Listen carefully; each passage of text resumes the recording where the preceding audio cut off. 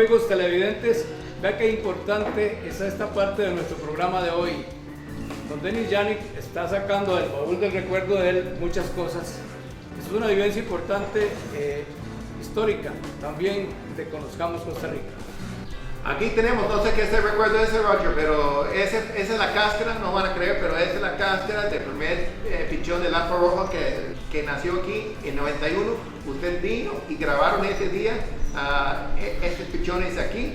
Ya después han nacido unos 500 más, que ya todos están casi viviendo en el bosque, pero estas son las cáscaras de ahí.